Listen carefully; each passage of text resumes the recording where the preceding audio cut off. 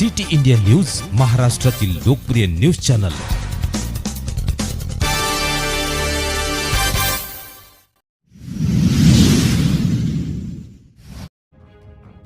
अटकळी येथे राशन दुकानदार यांची मनमानी। बिलोली तालुक्यातील मौजे अटकळी येथील स्वस्त धान्य दुकानदार यांनी ई-केवायसी साठी प्रत्येक लाभार्थ्यांकडून प्रत्येकी 100 रुपये घेत असलेली अटकळी येथील ग्रामस्थ शेख मोईन गफूर साहेब यांनी स्वस्त धान्य दुकानदार यांच्या विरोधात गावकऱ्यांच्या वतीने लेखी निवेदन देऊन तक्रार नोंद दिली आहे।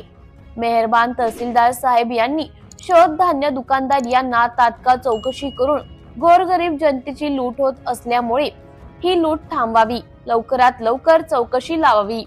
पुरवठा विभागाच्या चौकशीसाठी अटकळी येथील आतुरतेने वाट पाहत आहे। तत्पूर्वी सरपंच प्रतिनिधी शिवाजीराव डोंगरे व तशी तलाठी साहेब यांनी स्वस्त धान्य दुकानदार यांना समजावून सांगितले होते।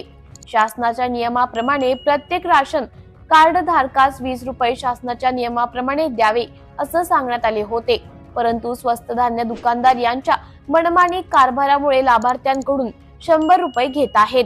तरी मेहरबान साहेबांनी लवकरात लवकर चौकशी लावून ही लूट थांबवावी व अटकाळी वासियांना मोफत केवायसी करून द्यावे अशी अटकाळी येथील नागरिकांची विनंती आहे।